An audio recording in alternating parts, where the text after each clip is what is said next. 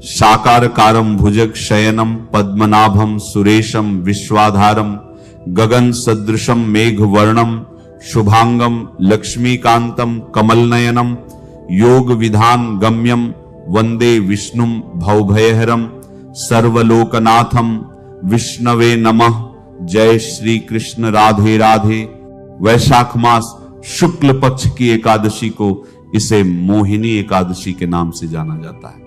मोहिनी एकादशी व्रत की ढेर सारी शुभकामनाएं। आप सभी के जीवन में लक्ष्मी नारायण की कृपा से सभी प्रकार के सुख और समृद्धि की प्राप्ति हो। मोहिनी एकादशी का व्रत सभी प्रकार के पाप और ताप को नष्ट करने वाली है। इस व्रत को करने वाला सांसारिक मोह मायाजाल आदि के बंधनों से मुक्त हो जाता है। चोरी, हत्या, दुराचार आदि समस्त पापों का नाश करने वाला यह परम उपयोगी व्रत है। इसके प्रभाव से अनेकों गोदान का पुण्य फल प्राप्त होता है।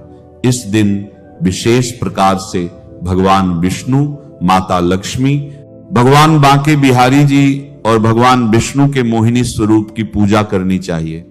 तो आइए सुनते हैं मोहिनी एकादशी व्रत की कथा।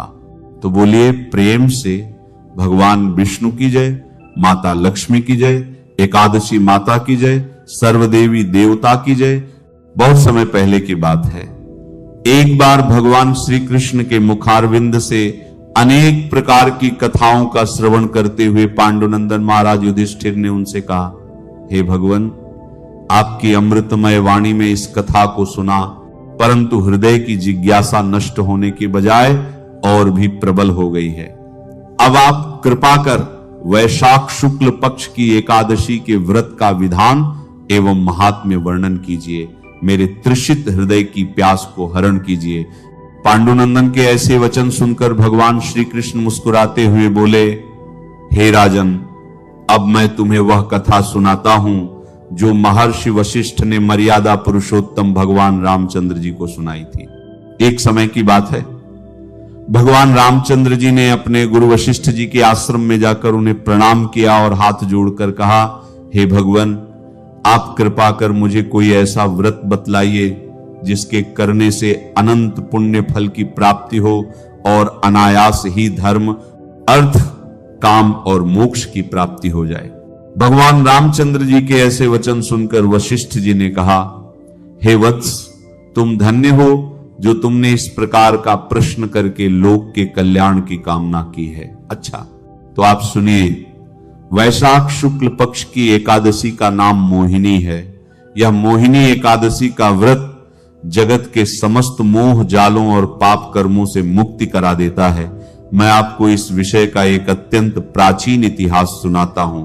आप सावधान होकर सुनिए। इस आख्यान के सुनने एवं सुनाने से महान पाप भी नष्ट हो जाते हैं। सरस्वती नदी के किनारे भद्रावती नाम की एक नगरी थी।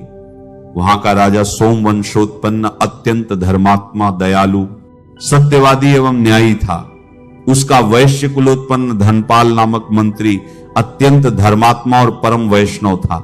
उसने अनेकों बगीचे लगवाए, अनेकों कुएं एवं तालाब खुदवाए और अनेकों अन्य क्षेत्र स्थापित किए। उसके 5 पुत्र थे, सुमनोहर, द्वितीमान, मेधावी, सुकृति और दुष्ट बुद्धि। इनमें से दुष्ट बुद्धि महापापी, दुराचारी, दुष्ट, ज्वारी, चोर, वैश्यागामी, पराई स्त्रीगामी, भक्षाभक्ष भक्षण करने वाला, महान उद्दंड और आतताई था। उसके इन सब दुष्ट कर्मों से खिन्न होकर धनपाल ने पहले उसे समझाया, धमकाया एवं दंडित किया, मगर उसने अपनी आदतें नहीं छोड़ी। तब राजा से कहकर उसे देश निकाला देने का दंड दिलवा दिया। दुष्ट बुद्धि ने कुछ दिनों तो अपने संचित धन और जेवरों को बेचकर दिन गुजारे, मगर जब वो समाप्त हो गया और उन वैश्याओं ने भी धक्के दे दिए, अपने घरों से निकाल दिया, तब वो दुष्ट चोरी और बटमारी करके गुजर बसर करने लगा। पहले से वो पक्का कूटा हुआ बदमाश बन चुका था, इसीलिए राज कर्मचारियों की पकड़ में आता ही नहीं था, और अगर कभी आ भी जाता तो कर्मचारी उसके पिता के सौम्य भाव से उसे छोड़ दिया करते थे। इस प्रकार जीवन बिताते हुए दिन बीतते चले गए। तब एक दिन वह पकड़ा गया और राजा ने उसे अपने राज्य से एकदम बाहर करवा दिया। अब वह वन में जाकर वन के पशुओं को मारकर अपना गुजर बसर करने लगा। संयोगवश वह एक दिन कौंडिन्य मुनि के आश्रम पर जा पहुंचा। वैशाख का महीना था और प्रातः काल का समय था। महर्षि स्नान करके बैठे हुए थे। संयोगवश मुनि के वस्त्र का एक कोना उसके शरीर से छू गया। उसी के प्रभाव से उसके पाप कुछ हल्के हुए। उसके हृदय में ज्ञान का संचार हुआ। वो महर्षि के पास जाकर उन्हें प्रणाम करके बोला, हे प्रभु, मैं महाअधर्मी और महापापी हूं। अपने किए कर्मों का फल भोग रहा हूं। हे प्रभु, मुझे कोई ऐसी युक्ति बतलाइए कि मैं बिना धन के पाप से मुक्त हो जाऊं। दुष्ट बुद्धि के ऐसे वचन सुनकर मुनि के हृदय में दया उत्पन्न हुई और उन्होंने कहा, हे वत्स, सावधान होकर मेरी बातें सुनो। कल वैशाख मास के शुक्ल पक्ष की मोहिनी नामक एकादशी है। तुम आज शाम के समय शुद्ध मन से संकल्प करो कि मैं अपने पापों के मोचनार्थ मोहिनी एकादशी का व्रत करूंगा। इस प्रकार संकल्प करके एकादशी को प्रातःकाल सोच विचार आदि से निवृत्त होकर स्नान करके भगवान का पूजन एवं ध्यान करो और दिन भर तथा रात भर भोजन पान का त्याग करके केवल भगवत भजन करो। द्वादशी को व्रत का पारण करके किसी ब्राह्मण को कुछ दान दो, तुम्हारा पाप अवश्य ही नष्ट हो जाएगा। दुष्ट बुद्धि ने महर्षि के कथनानुसार मोहिनी एकादशी का व्रत किया और उसके प्रभाव से उसके समस्त पाप नष्ट हो गए और वह परम पद को प्राप्त हुआ। मोहिनी के समान सरल एवं फल देने वाला कोई दूसरा व्रत नहीं है। इस कथा को कहने एवं सुनने वाले को अनेकों गोदान का पुण्य फल प्राप्त होता है। वैशाख मास शुक्ल पक्ष की एकादशी तिथि प्रारंभ समय जो कि 26 अप्रैल 2026 दिन रविवार शाम 6:09 है और एकादशी तिथि की समाप्ति 27 अप्रैल 2026 दिन सोमवार शाम 6:18 है। सूर्योदय व्यापिनी के अनुसार सभी भक्तजन जो असमर्थ हों या वैष्णव हों सभी 27 अप्रैल 2026 दिन सोमवार को व्रत धारण करेंगे। व्रत पारण के लिए कहा गया है कि व्रत का पारण हरिवासर समाप्त होने के बाद और द्वादशी तिथि में ही करनी चाहिए। द्वादशी तिथि प्रारंभ समय 27 अप्रैल 2026 दिन सोमवार शाम 6:19 है और द्वादशी तिथि की समाप्ति 28 अप्रैल 2026 दिन मंगलवार शाम 6:54 है।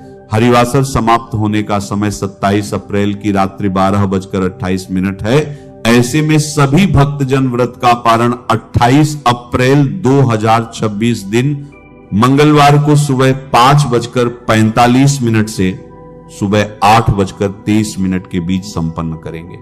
इस व्रत का पारण कुशोदकेन पारणम यानी कुशा के जल से व्रत का पारण है। जल में कुशा डालें और फिर उसी जल से व्रत का पारण करें। यह संभव न हो तो आप जल फल या तुलसी दल से व्रत का पारण करें। 27 अप्रैल को ब्रह्म मुहूर्त का समय सुबह 3:51 से सुबह 4:42 तक होगा। सूर्योदय सुबह 5:26, सूर्यास्त शाम 6:27 होगा।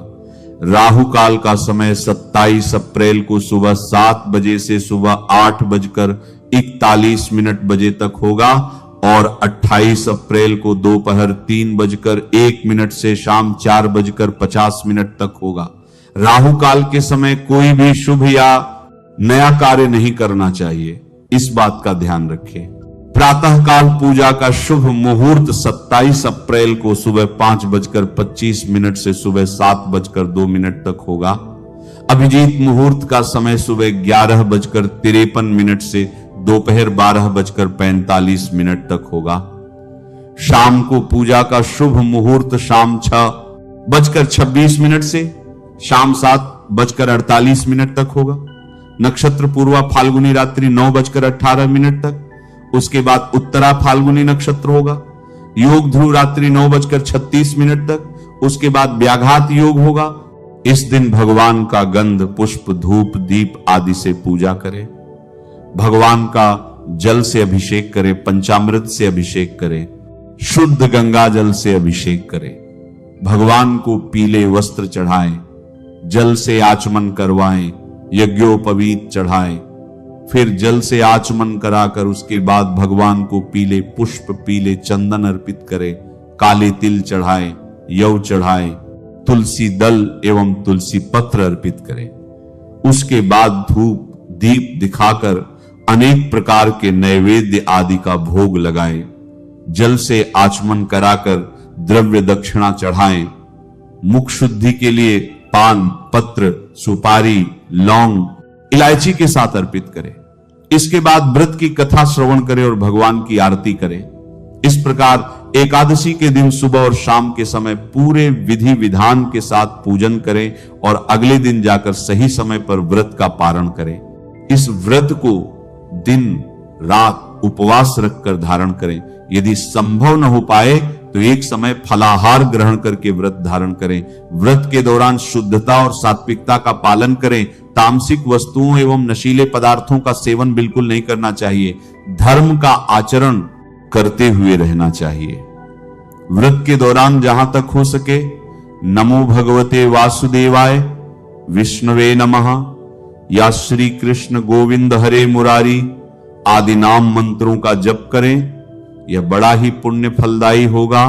नमः शिवाय। श्री महालक्ष्मी नमः। नमो भगवते वासुदेवाय। जय मां सरस्वती। जय श्री कृष्ण। राधे राधे।